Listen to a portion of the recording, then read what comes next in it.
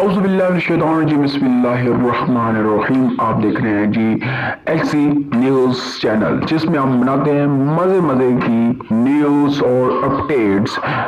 آج کی بھی ایک اور دلچسپ سٹوری ہے جو آپ کو جان کر سن کر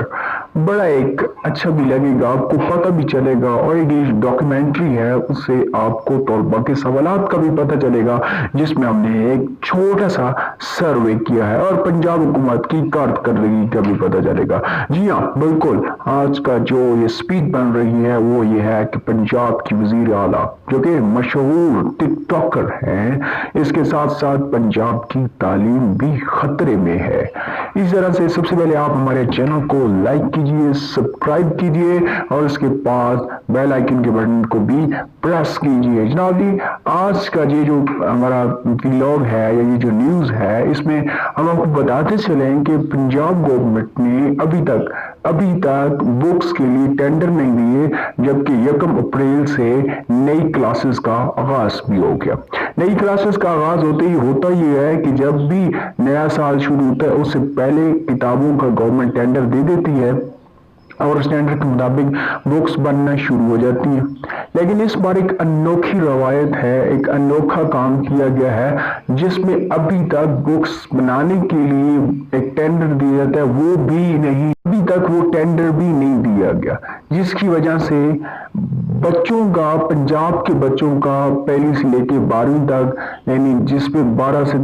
آلموسٹ کلاسیں آ جاتی ہیں، ان کی بکس کا ابھی تک کسی کو خیال ہی نہیں ہے۔ سب لوگ اپنی اپنی سیاست میں مگن ہیں، سب لوگ اپنی اپنی مفادات میں مگن ہیں، سب لوگ اپنی اپنی جستجو میں مگن ہیں۔ کوئی کہتا ہے میں نے اتنا بیلنس پڑھانا ہے، کوئی کہتا ہے میں نے اتنا لوٹنا ہے،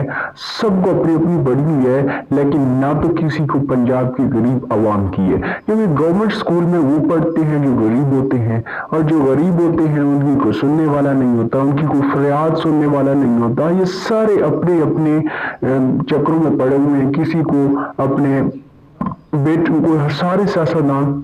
اپنے بچوں کو ایک ہائر ایجوکیشن مینز جہاں بھی نرسری کی اس کے بچے کی فیس 2 سے 3 لاکھ ہوتی ہے، تو پھر غریب بچے کے لیے کیا؟ اب جس کی 2 سے 3 لاکھ ایجوکیشن فیس ہے، اس کے لیے 10,000 اتنی بکس لینا ممکن ہے، ٹھیک ہے، اس کے لیے بڑی مشکل نہیں، لیکن جس کے پاس جو دیہڑی دار ہے، جو غریب طبقہ ہے، جو دیہڑی کرتا ہے، جو 20 سے 25,000 اس کی ٹوٹلی منتھلی انکم ہے، وہ کہاں سے اپنے بچوں کی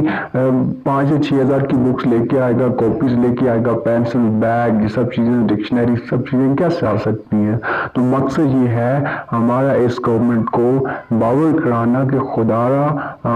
حکومت نے سرکاری بچوں کے لیے، سرکاری اسکول کے بچوں کے لیے بھی بکس لانی ہے، ان کے لیے اقدامات کرنے ہیں، ان کو بھی پڑھانا ہے، صرف اپنی سیاست اور اپنے بچوں کو نہیں پڑھانا، لیکن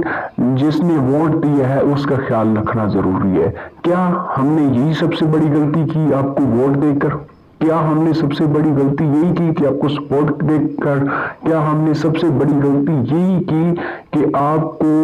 کے خلاف احتجاج نہیں کیا؟ تو بھائی ہے کہ اگر ہم نے یہ نہیں کیا، ابھی تک ہمارا صبر ہے، اور جب صبر جواب دے گا تو پھر آپ لوگ بھی یہاں پہ شاید نہ دے رکھ سکے۔ ہماری گزارش ہے ہمارے بچوں کے لیے ایجوکیشن میں، سسٹم میں اصلاحات کیجیے۔ ابھی تک ایک پرانا سسٹم چل رہا ہے، پرانے سسٹم کے تحت ہمارے بچے پڑھے، نہ وہ کسی کو آج خیال آیا کہ اس سسٹم کو بدلنا ہے، ٹھیک ہے۔ آج 75 سال ہو گئے، لیکن کسی نے آج تک ہمارا ایجوکیشن سسٹم نہیں ہے، صرف وہی رٹا چل رہا ہے، اسی رٹے پہ بچے پڑھ رہے ہیں، اور رٹے کی کوئی خاص ویلیو نہیں ہوتی، جو اگلے سال بھول جاتا ہے، پچھلی سال کی بکس اگلے سال بھول جاتی ہیں، اگلے سال کی بکس جب وہ نیکسٹ کلاس میں جائے گا وہ بھول جائیں گے۔ تو بیسک کیا ہے؟ رٹا سسٹم ہے۔ رٹے سسٹم میں یہ چل ہی نہیں سکتا کہ ایک سال آگے جائیں اور پچھلے سال کی بک کو یاد ہو، تو کیونکہ ایک میتھڈ نہیں ہے،